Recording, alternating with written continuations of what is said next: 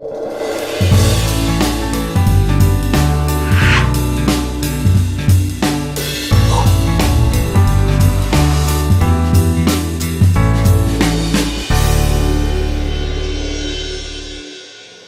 noite a todos, é minha alegria estar aqui. Quero em primeiro lugar agradecer ao meu colega, o nosso diretor, o reverendo Ageu, pelo convite de falar nesta primeira conferência teológica do seminário JMC, pela alegria de ver vocês aqui, alguns alunos, outros convidados, não é? É sempre um privilégio ser portador da palavra de Deus. Eu queria explicar, antes de começar, o que eu vou fazer nessa noite. O meu tema é o sacerdócio do rei, e o tema do próximo palestrante, que tem um nome parecido com o meu, é a justiça do rei. Para que nós não falemos a mesma coisa, nós combinamos que eu ia falar de um aspecto do sacerdócio e ele ia falar de outro aspecto do sacerdócio.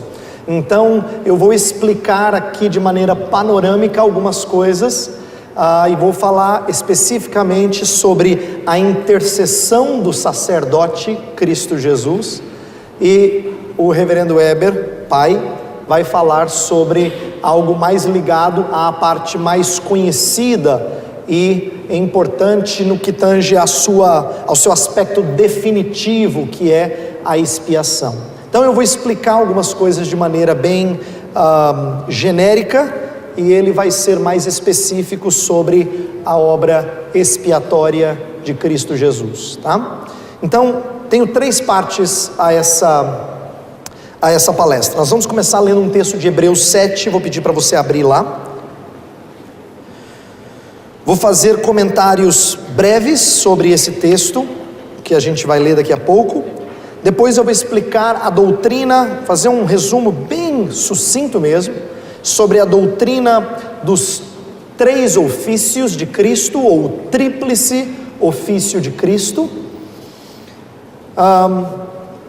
Aí eu vou falar mais especificamente da intercessão, e nós encerramos com algumas aplicações dessa doutrina para a vida da igreja, tanto particular quanto comunitária, tá? Então vamos começar com Hebreus 7, eu vou ler versos 1 a 3, e depois versos 20 a 25, então vou orar mais uma vez. Hebreus 7, de 1 a 3, e depois versos 20 a 25, diz assim: Porque este Melquisedeque, rei de Salém, sacerdote do Deus Altíssimo, que saiu ao encontro de Abraão, quando voltava da matança dos reis, e o abençoou, para o qual também Abraão separou o dízimo de tudo, primeiramente se interpreta rei de justiça, depois também é rei de Salém, ou seja, rei de paz, sem pai, sem mãe, sem genealogia, que não teve princípio de dias nem fim de existência, entretanto feito semelhante ao Filho de Deus, permanece sacerdote perpetuamente. Versos 20 ao 25. E visto que não é sem prestar juramento, porque aqueles sem juramento são feitos sacerdotes, mas este com juramento por aquele que lhe disse: o Senhor jurou e não se arrependerá, tu és sacerdote para sempre. Por isso mesmo Jesus se tem tornado fiador de superior aliança. Ora, aqueles são feitos sacerdotes em maior número, porque são impedidos pela morte de continuar. Este, no entanto, porque continua para sempre, tem o seu sacerdócio imutável, por isso também pode salvar totalmente os que por ele se chegam a Deus, vivendo sempre para interceder por eles. Vamos orar. Pai do céu, mais uma vez diante da tua palavra, com o intuito de ensiná-la, eu rogo que o Senhor tenha misericórdia de todos nós aqui, para que verdades relacionadas a esse texto ganhem um novo entendimento, isto é, que nós tenhamos uma nova compreensão, ou que as coisas que nós já entendemos venham a aquecer nosso coração e nos alegrar e nos encher de júbilo pela obra sacerdotal do teu Filho Jesus. Peço que tu nos dês concentração, tu me dês clareza, e que saiamos daqui impactados pelo que o teu Espírito faz quando tua palavra é ensinada em verdade. Pedimos que o Senhor nos abençoe e nos dê graça e nos aumente amor por Cristo, e disposição para servir o seu corpo. Oramos em nome dele, amém. Eu não vou pregar sobre esse texto de Hebreus 7, mas eu quero começar a partir do pressuposto do que está dito aqui, para falar do sacerdócio de Cristo. E eu queria começar com 3 paralelos que o autor aos Hebreus faz entre Melquisedeque e Jesus Cristo. 3 paralelos, tá? Então vamos para cada um deles rapidamente, que vão servir de base para aquilo que a gente vai trabalhar. Primeira coisa é que Melquisedeque, ele é um personagem misterioso na história de Abraão. Nós temos ele passando por 3 versos apenas em Gênesis 14, versos 18, 19 e 20, depois não se fala mais de Melquisedeque, se menciona no Salmo 110, e ele vem aparecer como personagem importante lá nessa epístola aos Hebreus, que nós acabamos de ler aqui. Tem outros trechos que falam de Melquisedeque. Então, sobre esse personagem, tem uma característica que eu quero destacar primeiro, é o fato dele juntar os 2 ofícios que nunca eram unidos em uma pessoa. Ele era ao mesmo tempo rei e sacerdote. Então o primeiro ponto é que Melquisedeque juntou os 2 ofícios que nunca eram unidos em uma pessoa: realeza e sacerdócio. E a gente precisa se lembrar que isso não é uma coisa só de, vamos dizer assim, que Melquisedeque teve, mas que vários outros tiveram. Pelo contrário, na história de Israel, Deus fez questão de separar esses 2 ofícios, porque o rei sempre vinha da tribo de Judá e o sacerdote da tribo de Levi. Então não dá para você ser as 2 coisas ao mesmo tempo. E parece ter sido a maneira de Deus separar os 2 ofícios. Na verdade, quando Saul tentou fazer o papel de sacerdote, Deus trouxe castigo a ele, e ele perdeu o reino por essa causa. Essa é a palavra que vem por intermédio da boca de Samuel. Então, na história de Israel, praticamente ninguém junta esses 2 ofícios. Então Melquisedeque se destaca, e por essa razão ele é um tipo de Cristo. Ele é usado para fazer paralelo com Cristo, não é? Porque Cristo também é o rei e sacerdote. Então o primeiro paralelo que o autor aos Hebreus está fazendo é que, assim como Melquisedeque era rei e sacerdote, Jesus Cristo era rei e sacerdote. Segundo paralelo é que Melquisedeque significa rei de justiça. Rei de justiça, Melech Tzedek, né? As 2 palavras do hebraico que compõem essa ideia. E o seu reino, Salem, vem da mesma raiz hebraica para a palavra Shalom. Então é nesse sentido que ele é rei de justiça, mas também ele é rei de paz, ou ele governa num lugar de paz. Então olha o comentário que o autor aos Hebreus faz no verso 2: para o qual também Abraão separou o dízimo de tudo. Primeiramente se interpreta rei de justiça, porque é o nome dele. Depois também é rei de Salém, ou seja, rei de paz. Então não sou eu que estou inventando essa interpretação, essa é a interpretação que o autor aos Hebreus dá desse personagem chamado Melquisedeque. E como Melquisedeque é um rei de justiça e governa sobre paz, Cristo também é um rei de justiça e é chamado de príncipe da paz, como disse o profeta Isaías. Então o segundo paralelo que estabelece aqui é que ele é um rei justo, um rei de justiça, e ele governa de maneira pacificadora, assim como Cristo é um rei de justiça e um príncipe da paz. O terceiro e último paralelo que eu faço do texto aqui é que Melquisedeque, ele não é, algumas pessoas tentam defender que Melquisedeque talvez fosse uma aparição do verbo não encarnado, que nem Jesus Cristo outras vezes se mostrou aos seus servos no Antigo Testamento. Será que Melquisedeque não seria uma aparição da segunda pessoa da Trindade antes da encarnação? E é melhor que a gente não interprete assim, porque o texto fala que ele foi feito semelhante ao Filho de Deus. Então o interesse do autor não é dizer que ele foi uma aparição de Jesus Cristo antes dele ser o Nazareno, mas sim que ele tinha características semelhantes ao Filho de Deus. E a terceira que eu destaco aqui é que ele não tem começo e nem fim. Ninguém sabe de que família ele vem, ninguém sabe como é que ele morre, Então o autor aos Hebreus pega isso para dizer: então ele permaneceu sacerdote, assim como Jesus Cristo é um sacerdote para sempre, ele é um sacerdote eterno. No verso 3 ele termina dizendo: permanece sacerdote perpetuamente. No verso 21 fala que ele é sacerdote para sempre. No 24 fala que o seu sacerdócio é imutável, e no 25 fala que ele vive sempre para interceder por eles. Você percebe como é destacada a ideia de que é um sacerdócio perene, um sacerdócio que não termina, não acaba. Então são 3 paralelos estabelecidos no texto. Primeiro, assim como Melquisedeque juntou os ofícios de realeza e sacerdócio, Jesus também era rei e sacerdote. Segundo, é que assim como ele era rei de justiça e governador de um lugar de paz, Cristo Jesus também é um rei de justiça e príncipe da paz. E o terceiro, que assim como Melquisedeque não tem princípio nem fim, portanto o seu sacerdócio é de outra natureza, o de Cristo também é um sacerdócio eterno. Esses 3 paralelos vão nos ajudar daqui a pouco a entender o que Cristo faz como sacerdote, e o que é que torna, e como rei, e o que é que torna o seu sacerdócio tão precioso para a nossa vida como cristãos. Mas antes de falar do sacerdócio, eu preciso explicar um pouquinho por que a gente chama Jesus Cristo de sacerdote, de rei, de profeta. É porque a doutrina do tríplice ofício se tornou uma coisa comum na história da teologia, principalmente a partir de João Calvino.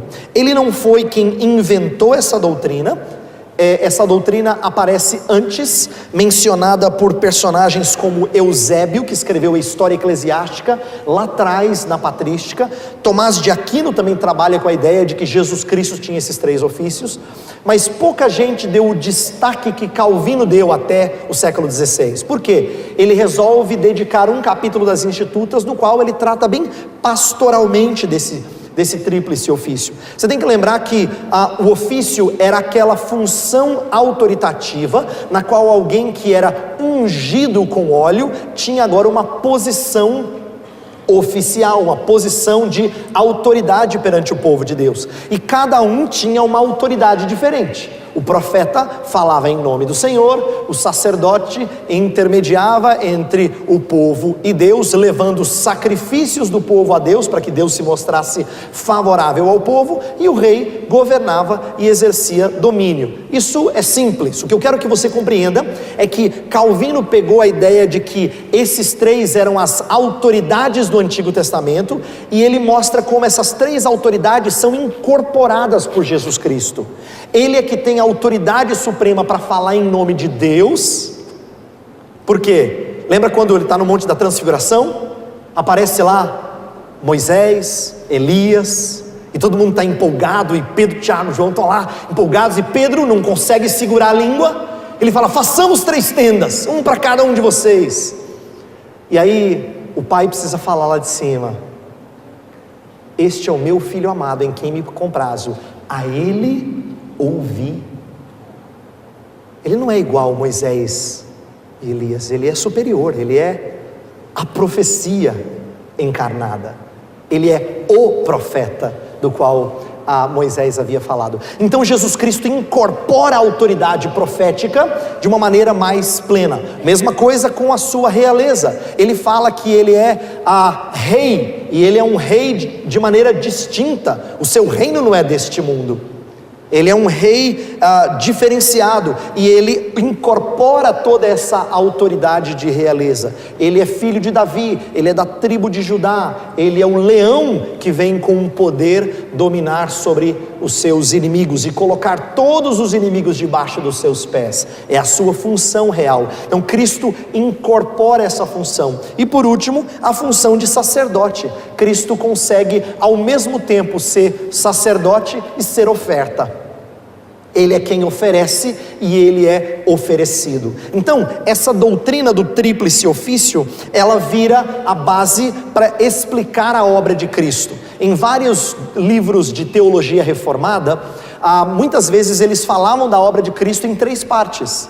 O que Cristo fez como rei? que Cristo fez como profeta, o que Cristo fez como sacerdote. E isso amarcava praticamente toda a obra de Cristo Jesus. Essa é uma maneira de dividir, tamanha a importância dessa doutrina no nosso meio. Pena que hoje em dia a gente não fala mais disso com tanta frequência.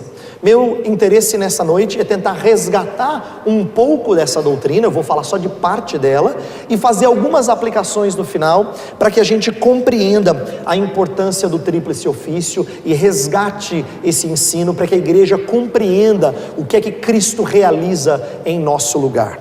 Quando eu falo dos 3 ofícios sendo próprios de Jesus, do Redentor, você tem que entender que nós estamos falando de funções que ele ocupa a partir da encarnação, isto é, a partir do momento que ele se faz homem. Por quê? Porque se eu falo assim que ele, Jesus sempre foi profeta, Jesus sempre foi sacerdote, sempre foi rei, nós perdemos de vista algumas coisas na Escritura que não fariam sentido. Por exemplo, Romanos 1, verso 4 fala que Cristo foi designado Filho de Deus com poder pela ressurreição dos mortos. Como assim? Como é que Cristo foi designado Filho de Deus? Ele já não era Filho de Deus? Quando ele termina a sua obra na terra, ele fala assim, quando ele está prestes a encerrar tudo e subir e sentar à destra do Pai, ele fala assim: toda a autoridade me foi dada no céu e na terra. Aí os crentes perguntam assim: mas peraí, ele não é Deus? Ele não tinha já autoridade? Como é que ele fala só no finalzinho que agora ele tem autoridade?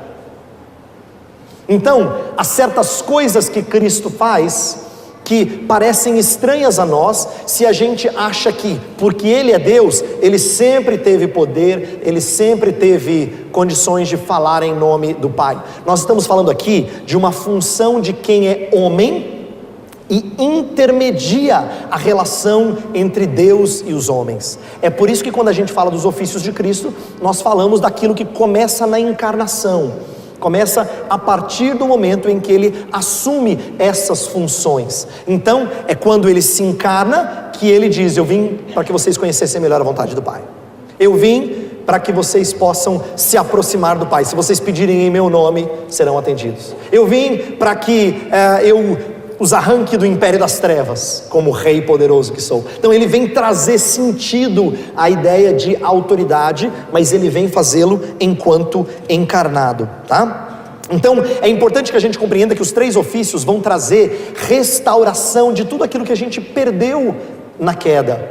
Olha que interessante, Deus deu a nós domínio sobre os peixes da terra, os peixes do mar, os animais da terra, as aves dos céus e toda a criação. E no entanto, na hora do pecado, o homem ouve mais a criatura do que o Criador.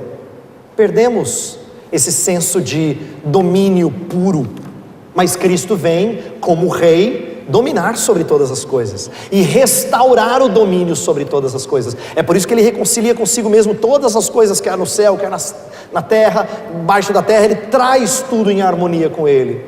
Mesma coisa da profecia, nós tínhamos Deus falando conosco antes da queda, mas a partir da queda agora a gente não entende mais a voz de Deus e muitas vezes proferimos mentiras. Então agora vem aquele que é o caminho, a verdade e a vida. Falar em nome do Pai, para que a gente conheça o Pai.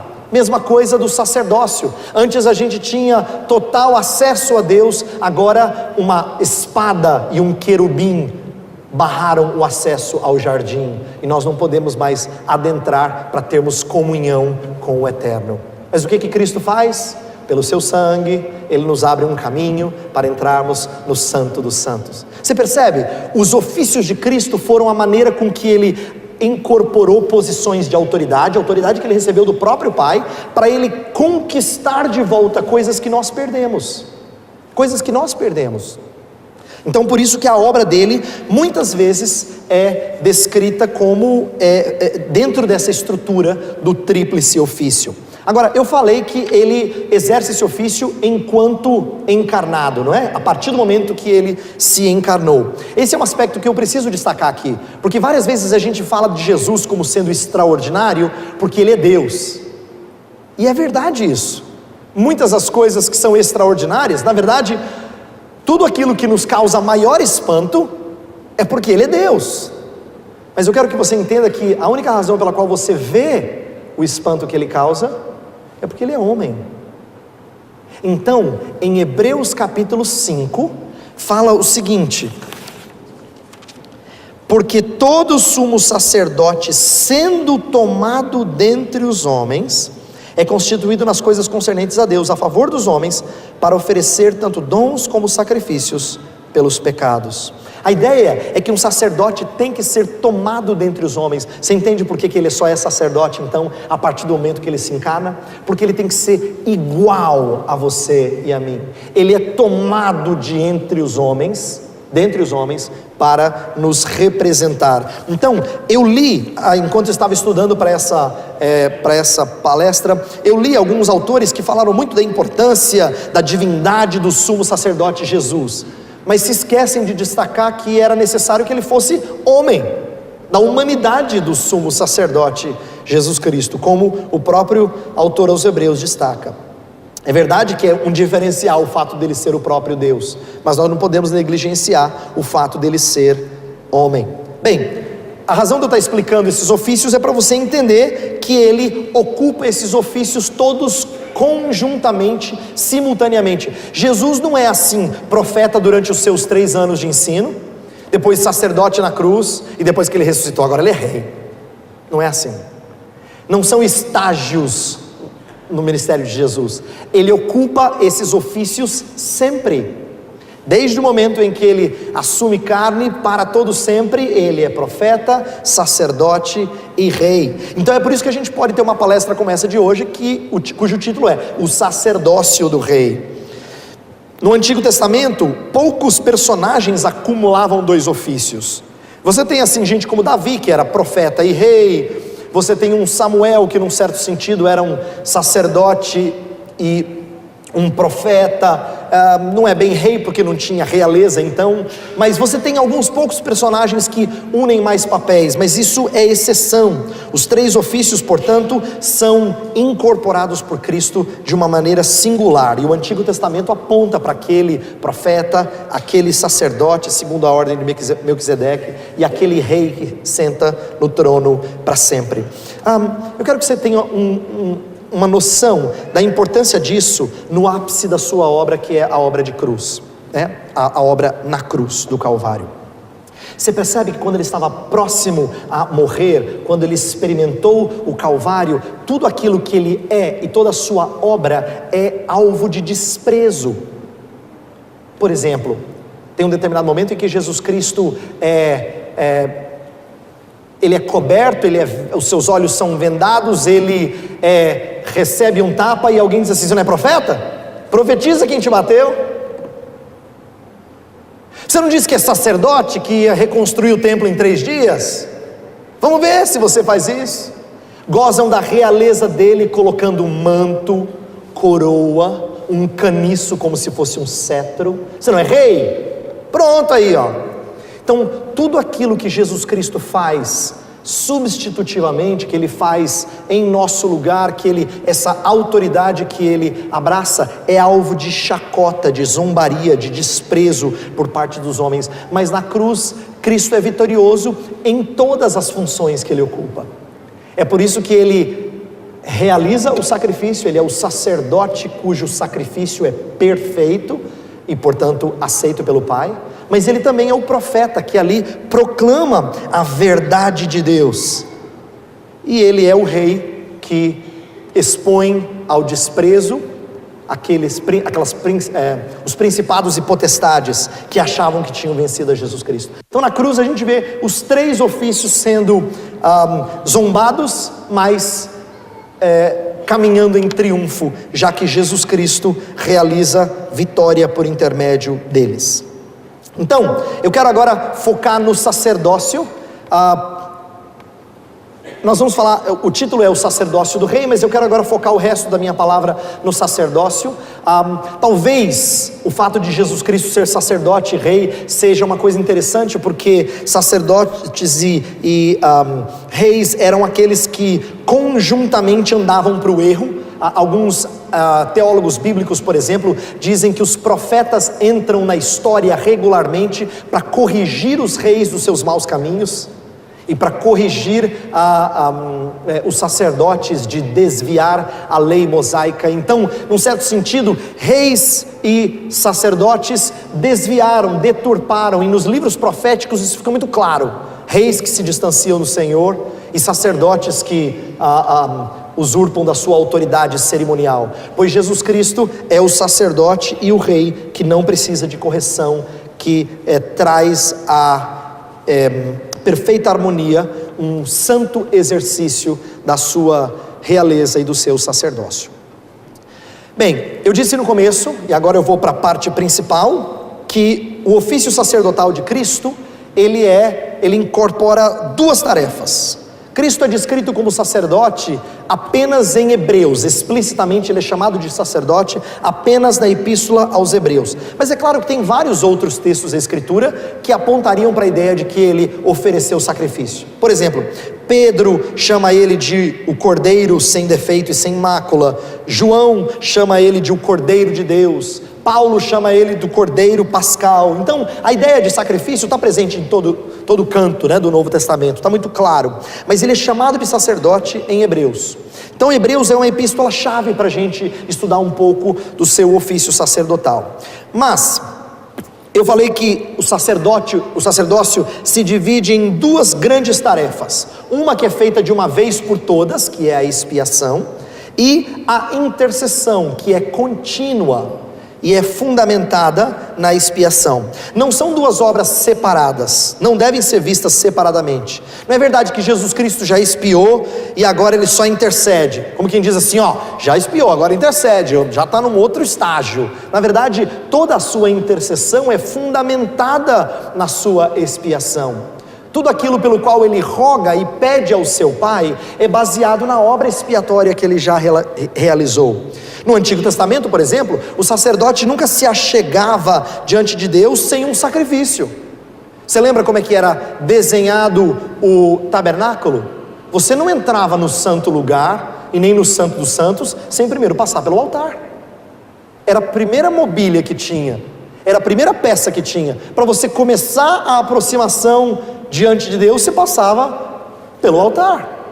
Então, o sacerdote que se achegava para interceder diante de Deus, ele só podia interceder baseado em um sacrifício. É a mesma coisa com a obra sacerdotal de Cristo. Ele realiza o sacrifício, a expiação, e essa expiação então é a base, é o fundamento da sua intercessão. E eu também poderia dizer que a expiação sem intercessão não seria completamente eficaz, porque nós não teríamos todos os benefícios decorrentes da expiação. A intercessão é como se Jesus Cristo chegasse diante do Pai e exigisse legalmente aquilo que ele tem direito. Ele já conquistou, então agora ele chega diante do Pai para exigir, requerer, e ele tem todo o mérito de fazê-lo, aquilo que ele quer dar a você e a mim. Então nós vamos, como a expiação vai ser explorada na próxima palestra, eu vou focar explicitamente na intercessão pelos próximos minutos. E a intercessão é contínua. O texto que vem à nossa mente, que é assim, o primeiro, acho que ia aparecer na mente dos crentes, é João 17, a chamada oração sacerdotal de Cristo. A gente vai falar um pouquinho dela daqui a pouco, mas quero lembrar a você que além de João 17, Hebreus, como eu já disse há pouco, é uma epístola a ser bastante explorada por causa das ocorrências, a ideia do sacerdócio dele, de ser um sacerdócio superior ao sacerdócio araônico ou levítico, Então, Cristo é mostrado como um sacerdote superior, mas é claro que superior não significa desconectado. Claro que não pode ser desconectado, senão o sacerdócio do Antigo Testamento não faria sentido nenhum em apontar para Cristo. Então, o sacerdócio do Antigo aponta para Cristo. Como? Vou dar um exemplo. Você lembra que Arão, o sumo sacerdote, quando ele entrava no Santo dos Santos, ele carregava consigo 12 pedras preciosas no peitoral, representando as 12 tribos, a totalidade do povo de Deus. Semelhantemente, nosso Salvador também traz perante o seu Pai cada um de nós, cravados no peito, para que sejamos representados por Ele. Então Jesus, Ele é aquele que intercede por nós, e eu disse que Ele o faz legalmente, por isso o termo advogado. Ele é quem nos defende, Ele roga por aqueles por quem Ele realizou a expiação. Inclusive, entenda isso, quando Jesus Cristo na oração sacerdotal, João 17, fala: eu não rogo pelo mundo, mas rogo por aqueles que tu me deste. Ele está dizendo que a sua morte e a sua intercessão, elas estão tão interligadas, que Ele só pode interceder por aqueles por quem Ele morreu. Então não é verdade que Ele morre por um número maior do que por aqueles por quem Ele intercede. Ele só pode interceder por aqueles por quem Ele morreu. E essa intercessão, deixa eu falar um pouquinho sobre ela agora, se torna muito preciosa quando a gente enxerga pelo menos dois aspectos dela. Eu quero falar inicialmente do aspecto do elemento judicial, mas daqui a pouco de um elemento moral dela. Deixa eu falar primeiro do judicial. Quando a gente fala que Cristo intercede por nós, significa que Ele nos defende do acusador com a sua obra expiatória. É importante que você entenda isso, porque por mais que a gente fale da cruz, que Jesus Cristo já pagou os nossos pecados, a acusação não cessou, a acusação não parou de trabalhar. Então é por isso que você tem Paulo confortando os crentes lá em Romanos 8, dizendo assim: quem tentará acusação contra os eleitos de Deus? É Cristo Jesus quem os justifica, ou antes, quem ressurgiu, está à direita do Pai e intercede por nós. Ele intercede por nós. Então a ideia é de que nós não seremos acusados e considerados culpados, porque Ele intercede por nós. Tem duas histórias menos conhecidas, uma no Antigo e uma no Novo Testamento, que eu quero destacar agora para falar desse elemento judicial. A primeira eu vou pedir para você abrir a sua Bíblia em Zacarias capítulo 3. Zacarias capítulo 3.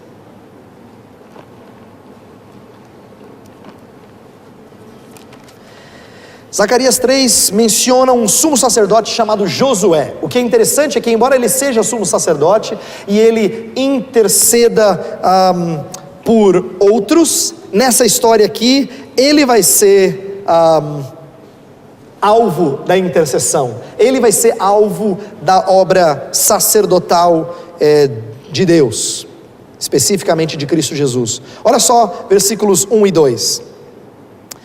Deus me mostrou o sumo sacerdote Josué, o qual estava diante do anjo do Senhor, e Satanás estava à mão direita dele, para se lhe opor. Mas o Senhor disse a Satanás: o Senhor te repreende, ó Satanás. Sim, o Senhor que escolheu a Jerusalém te repreende. Não é este um tição tirado do fogo? E aí o verso 3 fala: ora Josué, trajado de vestes sujas, estava diante do anjo. Tomou-te a palavra e disse aos que estavam diante dele: tirai-lhe as vestes sujas. A Josué disse: eis que tenho feito que passe de ti a tua iniquidade, e te vestirei de finos trajes. E disse eu: ponham-lhe um turbante limpo sobre a cabeça. Puseram-lhe, pois, sobre a cabeça um turbante limpo, e o vestiram com trajes próprios. E o anjo do Senhor estava ali. Quem é que estava ali? O anjo do Senhor. E como muitos estudiosos vão dizer que o anjo do Senhor é uma referência à segunda pessoa da Trindade, é possível fazer uma conexão e entender que ali ele está sendo defendido. Olha que interessante, o sumo sacerdote era aquele que normalmente intercedia pelos outros, mas agora ele é alvo da acusação. Por quê? Porque ele tem roupas sujas. Mas Deus fala: calma, troca a roupa dele. Ele vai se apresentar diante de mim com roupas limpas, com trajes finos, belamente vestido. Parecido com a parábola que Jesus Cristo contou, em que as pessoas tinham que estar num banquete com as roupas próprias de um banquete, próprias de uma festa. Está lá em Mateus 22. Por quê? Porque você se apresenta diante de Deus só com roupas próprias. Então é por isso que a gente fala que a obra de Cristo, ela nos veste com trajes brancos. É por isso que Apocalipse 7 fala que nossa roupa foi alvejada no sangue do Cordeiro. Cristo intercede por nós. E Ele diz: você está vendo sujeira, mas na verdade Ele está de roupas limpas. A obra que eu fiz por Ele é para torná-lo apresentável diante do Pai. Outra passagem também não muito conhecida está em Apocalipse 12, em que é dito que Cristo realiza uma obra que torna nula a acusação de Satanás. Olha só, Apocalipse 12, verso 10 diz assim: então ouvi grande voz do céu proclamando: agora veio a salvação, o poder, o reino do nosso Deus e a autoridade do seu Cristo, pois foi expulso o acusador de nossos irmãos, o mesmo que os acusa de dia e de noite diante do nosso Deus. O acusador foi expulso. Então entenda que essas passagens todas estão apontando para a ideia de que Cristo Jesus intercede por você legalmente. Legalmente. Se você levantar a ideia de que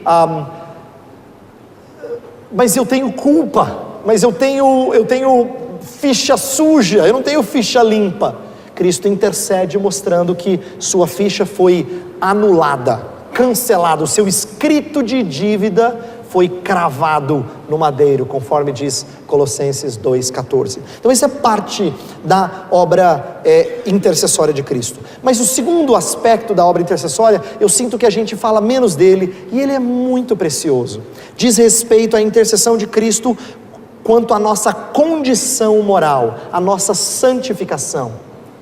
Se Cristo ora judicialmente, isto é, relacionado à nossa justificação, ele também intercede por nós quanto à nossa santificação. Você lembra que em João 17 fala que santifica-nos na verdade, a tua palavra é a verdade, né?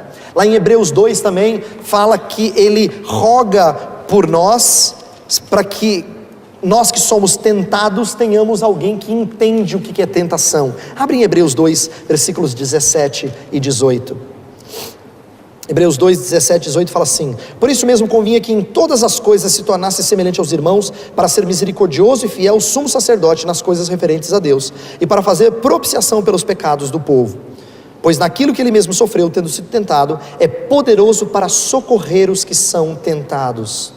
Então Hebreus está dizendo isso no capítulo 4, verso 15, fala: porque não temos sumo sacerdote que não possa compadecer-se das nossas fraquezas, antes foi ele tentado em todas as coisas à nossa semelhança, mas sem pecado. Então ele está intercedendo por gente que é falha, pecadora, porque o intento dele é que não só sejamos declarados perdoados, mas sejamos aperfeiçoados. Deixa eu ver se você entende a beleza disso. Você já se sentiu assim, culpado perante o Senhor, e você sabe que você está perdoado, mas isso ainda entristece a sua alma, porque você ainda tem pecados? Então, a notícia boa, o Evangelho de Cristo Jesus, fala que se confessarmos os nossos pecados, Ele é fiel e justo para nos perdoar os pecados e nos purificar. Eu e você, quando nós amamos a Deus, nosso intento não é só ter pecado perdoado, não é só ter a ficha zerada. A gente gostaria de ser santo de verdade, não só ter roupa limpa, mas ser santo de verdade. E a Escritura diz que o Salvador intercede para a nossa santificação. Ele roga para que sejamos purificados. 1 Pedro capítulo 2, versículos 4 e 5, fala que ele está construindo esse prédio de pedras vivas. Olha só, pedras vivas, versos 4 e 5 fala assim: chegando-vos para ele a pedra que vive, rejeitada assim pelos homens, mas para com Deus eleita e preciosa, também vós mesmos como pedras que vivem sois edificados casa espiritual para serdes sacerdócio santo.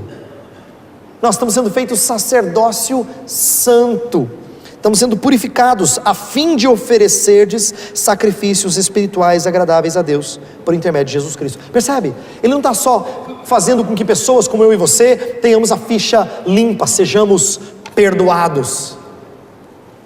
Ele está fazendo com que nós sejamos mais parecidos com Ele. Isso é o alvo da intercessão do Salvador Jesus Cristo. Então, o que me encanta na intercessão dele é que ele se preocupa com toda a minha vida cristã, não só com a justificação, ou vamos dizer assim, não só com o começo. Vou mostrar isso a você brevemente em João 17. Vai para João 17. Olha como ele se preocupa com a nossa salvação e intercede por ela do início ao fim.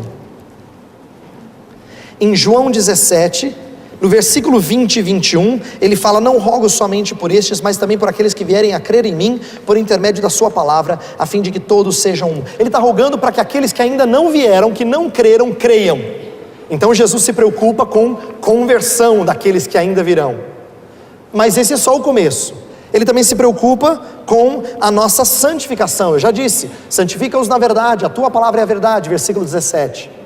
Mas como se isso não bastasse, ele também se preocupa com a nossa preservação ou perseverança, que é uma das doutrinas preciosas da fé reformada, a perseverança dos santos. Por isso que no versículo 15 ele fala assim: Pai, guarde-os do mal. Não peço que os tires do mundo, e sim que os guardes do mal. Ele pede que nós sejamos preservados.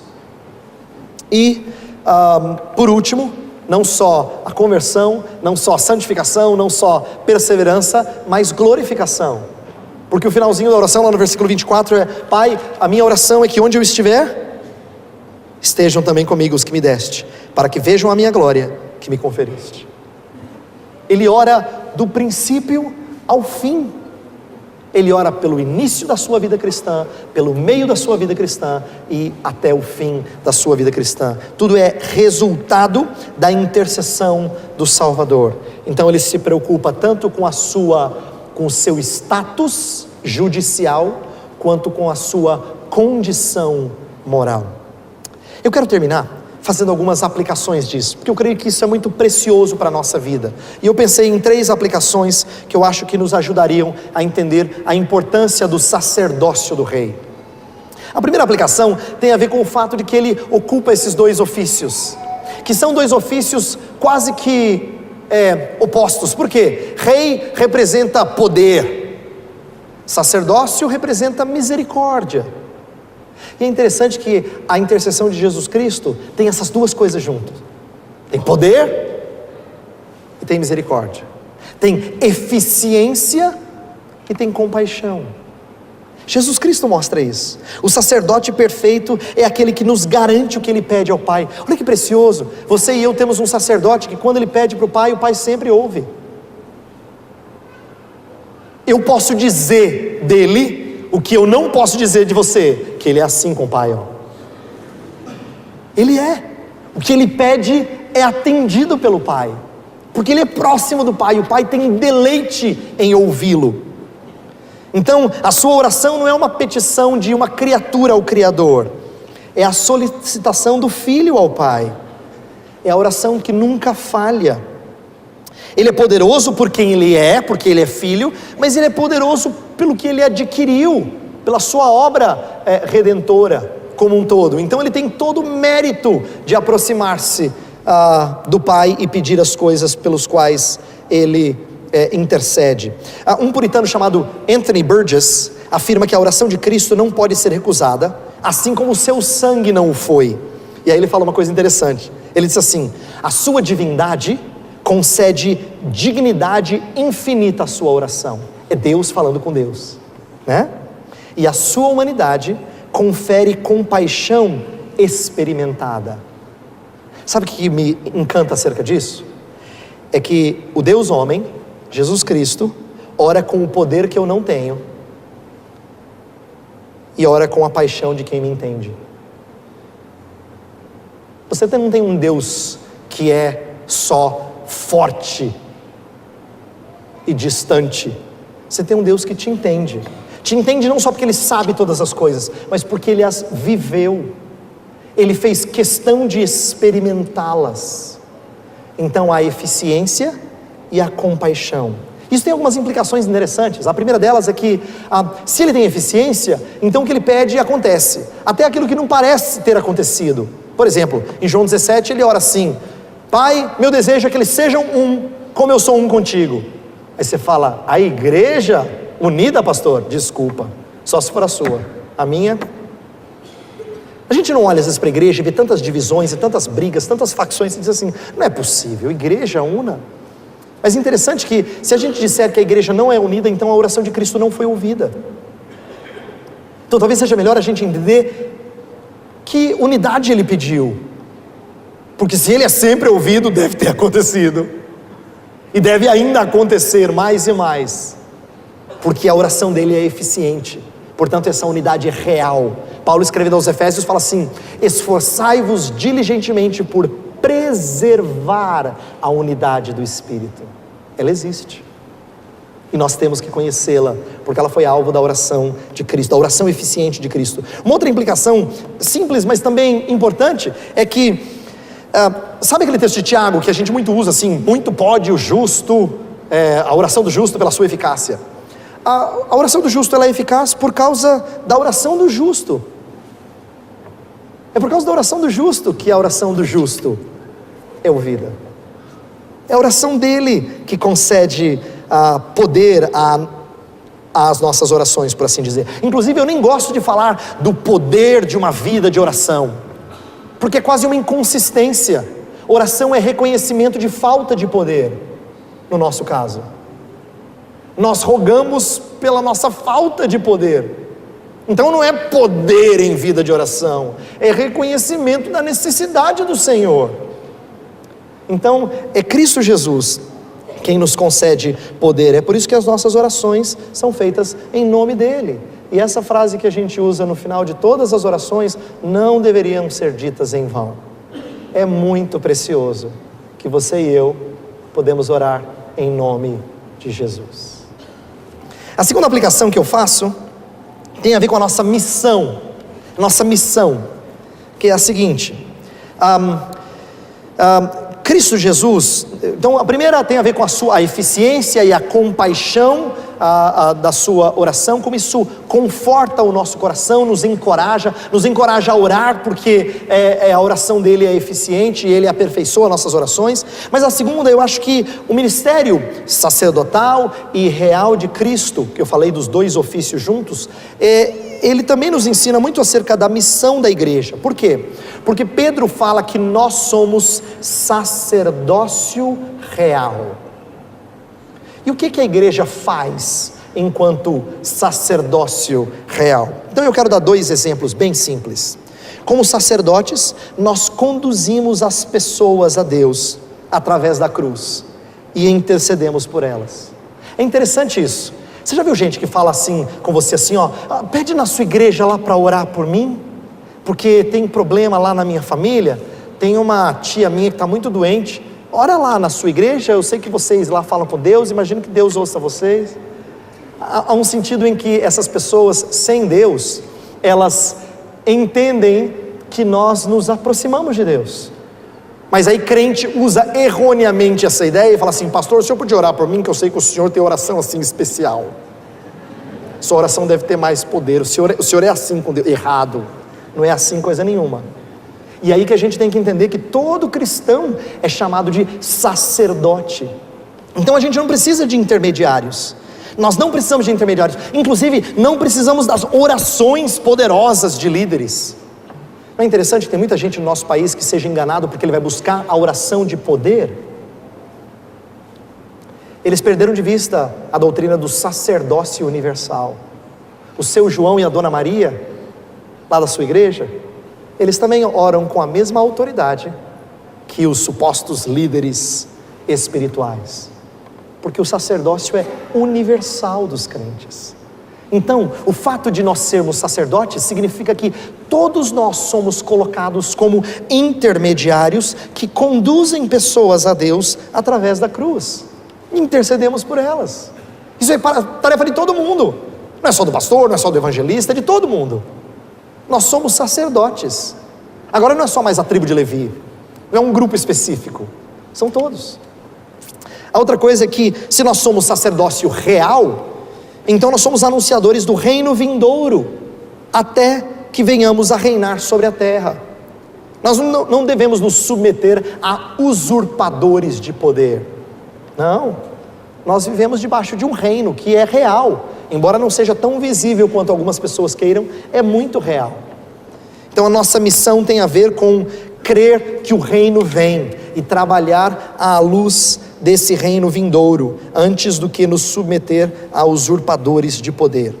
A última aplicação que eu quero fazer tem a ver com a importância da intercessão de Cristo para a nossa preservação. E eu vou terminar contando duas histórias que você conhece. A gente percebe a diferença da intercessão de Cristo quando você vê a história de Pedro versus a história de Judas. Judas na Escritura é chamado de o filho da perdição, e ele vai se perder, e Jesus disse: eu roguei por todos, por esse, ele não, ele era destinado que ele se perdesse. Não perdi nenhum dos que me deste, com exceção do filho da perdição, que era para ser assim, era para ser uma evidência de quem não é alvo da intercessão de Cristo, não está seguro. Por outro lado, eu amo a história em que Jesus Cristo fala assim: Pedro, Satanás vos procurou para peneirar. E a parte que eu mais amo é quando ele fala assim: eu, porém, roguei por ti. Sabe por que eu amo essa passagem? É porque Satanás peneira várias pessoas, mas Jesus personaliza o seu cuidado. Satanás vos procurou, plural, para peneirar. Eu, porém, roguei por ti, singular. Então, se você é alvo da intercessão de Jesus Cristo, você é alvo de um poder preservador extraordinário. A intercessão permanente, se Ele continuamente intercede por nós, como o texto de Hebreus 7 nos lembrou, então isso é um conforto tremendo para quem, como eu e você, continuamos a pecar. Então eu quero terminar dizendo o seguinte: a razão de eu descansar nessa doutrina é porque ela me encoraja na vida cristã. Ela me encoraja na vida cristã. Eu saber que eu tenho alguém que roga por mim, que é atendido pelo Pai por causa da eficácia da sua oração, e Ele é compassivo, isso me encoraja. Ela também me orienta no meu serviço. Quando eu sei que Cristo intercede por mim e me faz sacerdócio real, isso orienta a maneira como eu sirvo na igreja. E por último, ela me consola nas minhas quedas. Quando eu e você falhamos de novo, como é bom saber que tem alguém que rogou por nós. Ele fala: eu, porém, roguei por ti. Eu vou orar para que Deus nos faça perceber que essa intercessão contínua dele é que torna com que os benefícios que ele prometeu se tornem sempre reais, verdadeiros, e nós experimentemos deles. Eu sei que às vezes parece que não, sabe? Às vezes pecado parece que anuvia o nosso entendimento de tal forma que a gente parece não enxergar algumas coisas. Mas quando é dito na Bíblia que Ele sempre intercede pelos seus, então é verdade que nós sempre nos apropriamos, ou deveríamos sempre nos apropriar dos seus benefícios. Vamos orar. Senhor Deus, nós estamos aqui sendo lembrados mais uma vez da obra do Teu Filho, especificamente da Sua obra de intercessão. Eu gostaria de lembrar dessa bela obra sacerdotal como um encorajamento para as nossas vidas. Senhor, a verdade é que eu e os meus irmãos aqui oramos menos do que a gente gostaria, e oramos de forma fraca e às vezes não persistente. Mas como é bom saber que o Salvador aperfeiçoa nossas orações. Como é bom saber que Ele torna as nossas orações ouvidas pelo Senhor, e o Senhor nos atende por causa dele. Queremos também Te louvar e Te bendizer, porque sabendo que nós também somos sacerdócio real, isso muda a maneira de nós servirmos a igreja. Nós não precisamos de intermediários, não precisamos de confiar em figurões, nem em líderes destacados, porque o Teu povo tem todo o ferramentário necessário para conduzir pessoas a Cristo. Então encoraja-nos a servir com a audácia de quem recebeu essas coisas de Cristo Jesus.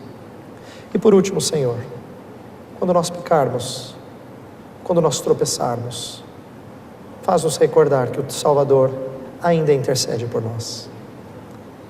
Isso é boa nova sempre, porque nós sempre teremos quem nos preserva por causa da sua intercessão. Então nós descansamos nessa obra e pedimos que ela seja preciosa aos nossos corações. Oramos em nome de Jesus. Amém.